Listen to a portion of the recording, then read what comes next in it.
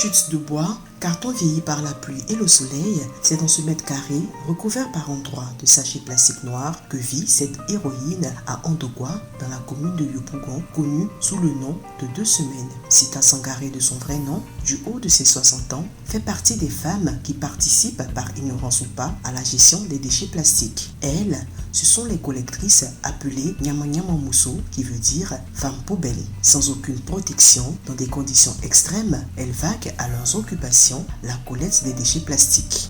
Ça fait 2 semaines, mercredi passé, et puis à demain là, ça fait 2 semaines.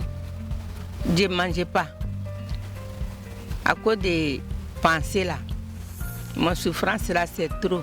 Il n'y a pas quelqu'un pour m'aider. Je vais à Sipores, à Nyangon, à Sidesi, je marche.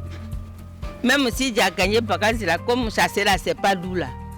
Si c'est rempli dans sac là, je prends, je marche pour venir. Mais ça, s'il y a saleté dedans, je lave, je mets au soleil.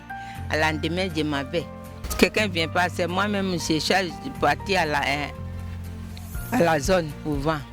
Le plastique fait partie de notre quotidien et représente un enjeu environnemental au cœur des préoccupations gouvernementales actuelles. Malgré son interdiction en 2013 en Côte d'Ivoire, c'est plus de 200 000 tonnes de sacs en plastique qui sont produits par an. Dans la chaîne de recyclage et de valorisation des déchets plastiques, les collectrices se positionnent à la première étape du processus. Elles prennent part activement au processus de réduction de la salubrité et de gestion des déchets plastiques parce qu'elles débarrassent nos rues et limitent ainsi l'impact de cette matière sur nos ressources et notre environnement.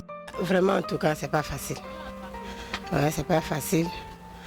Le travail qu'elles font là, vraiment, ça demande beaucoup de courage. Avec la saleté là, c'est pas du tout facile. La maladie, c'est pas du tout prudent aussi. Les ordures là, c'est pas facile. Tu vois, elles sont dedans, elles font tout dedans, elles mangent dedans. Bon, malgré ça, la race était pensée, c'est pas facile. Bon, on voit que c'est parce qu'il n'y a pas d'autre chose à faire qu'elles font ça aussi.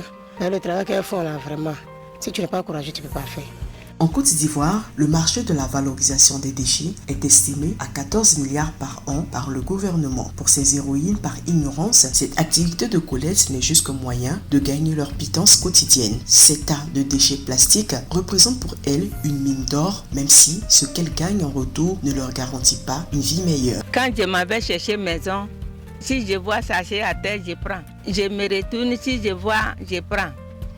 Même boîte là. Boîte là, je ramasse tout.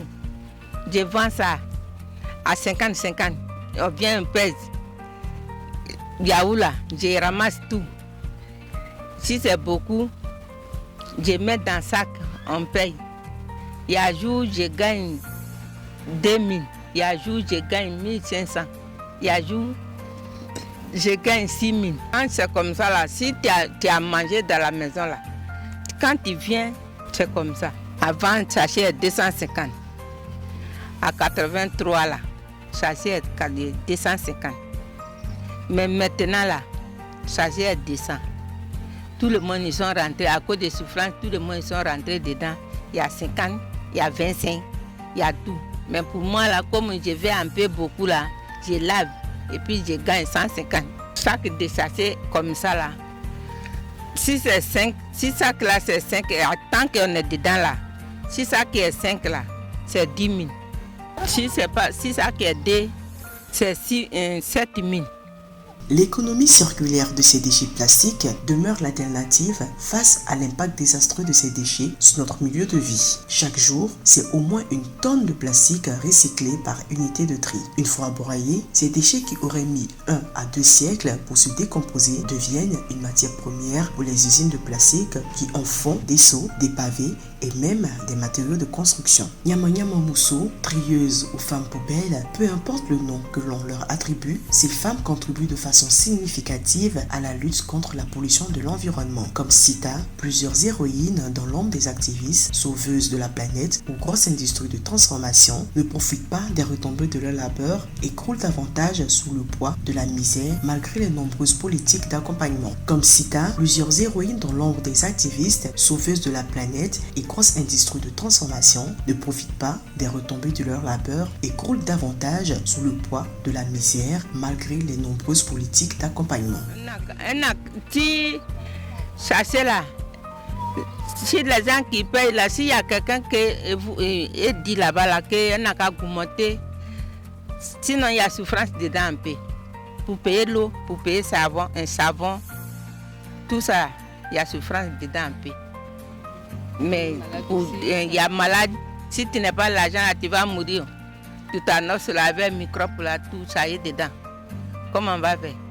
Ces héroïnes dans l'ombre pourraient voir leur vie s'illuminer si toutes les parties prenantes s'accordaient sur un principe de solidarité durable où des vivres, des articles du quotidien, de l'aide médicale ou des services seraient la monnaie d'échange.